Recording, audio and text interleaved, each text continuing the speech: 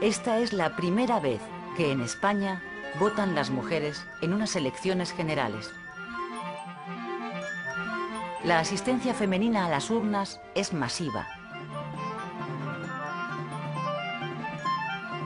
Las elecciones incluyen otra novedad. Las derechas se presentan por primera vez unidas en una coalición de partidos llamada CEDA, Confederación Española de Derechas Autónomas.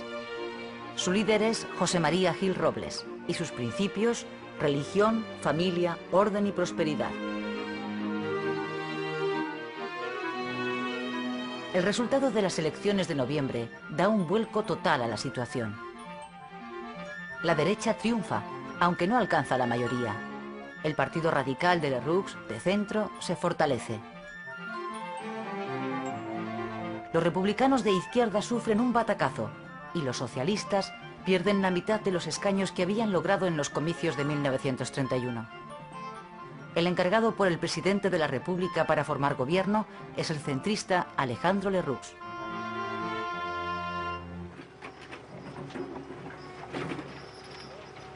El año 1933 se despide con 500.000 de parados.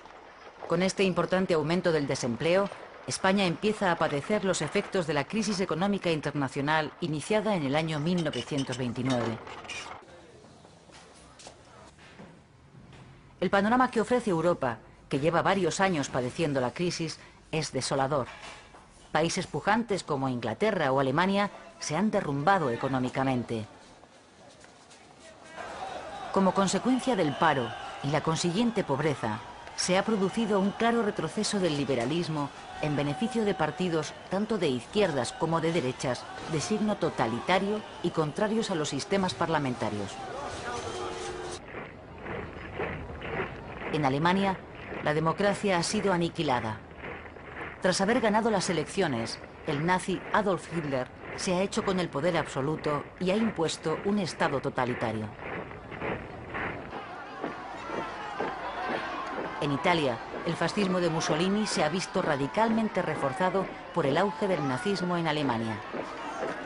Cuando España encuentre una empresa en España, José Antonio Primo de Rivera, hijo del dictador, acaba de fundar en octubre de 1933 un partido de corte fascista, Falange Española. El movimiento que nous sommes en train d'initier en Espagne n'est pas une copie d'aucun mouvement étranger. Il a appris du fascisme italien ce que le fascisme a d'unité, d'autorité et de substitution des luttes des classes par une idée de coopération. El gobierno centrista de Alejandro Lerroux, que gobierna con el apoyo parlamentario de la CEDA, imprime un giro más conservador a la República y revisa gran parte de las reformas de los gobiernos de Azaña.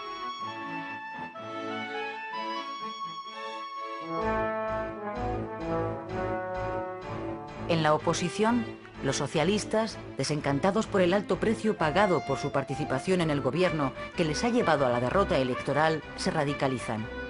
Los llamados bolcheviques se hacen con el control, tanto del partido como del sindicato.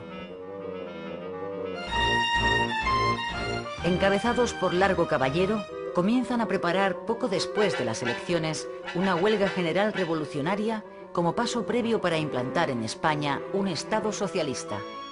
Amenazan con llevar a cabo su plan revolucionario si la CEDA entra en el gobierno. Los socialistas identifican a los cedistas con la amenaza fascista que se extiende por Europa.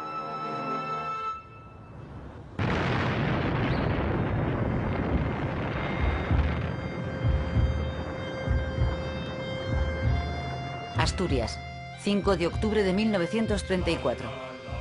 La insurrección obrera que los socialistas han estado preparando se pone en marcha en la cuenca minera.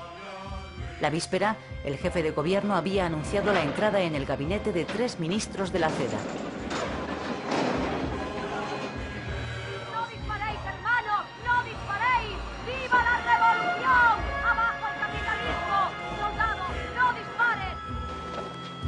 Los revolucionarios asturianos asaltan los cuarteles de la Guardia Civil, del Ejército y de las fábricas de armas. Después de hacerse con la cuenca minera, toman Oviedo. Asturias es el único lugar donde las izquierdas, incluidos los anarquistas y los comunistas, se han unido para una sublevación que allí de momento ha triunfado. ¿Ya?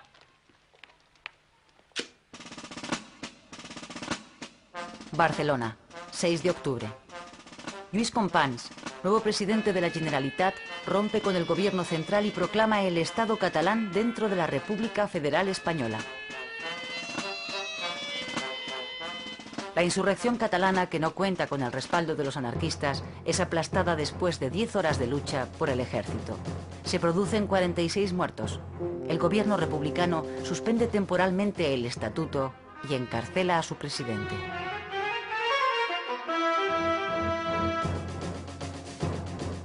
La insurrección fracasa en el resto de España, incluida la capital, Madrid. Sin embargo, la llama revolucionaria sigue encendida en Asturias. El gobierno de la República declara el estado de guerra y encarga al general Franco la dirección de las operaciones contra los sublevados. Los enfrentamientos duran casi 2 semanas y son de una extrema brutalidad. Alcanzan la dimensión de una guerra civil. El ejército acaba por sofocar la Revolución de Octubre, que deja tras de sí un balance trágico. 1000 muertos y más de 2000 heridos entre los sublevados. 300 muertos y 800 heridos entre las fuerzas del orden.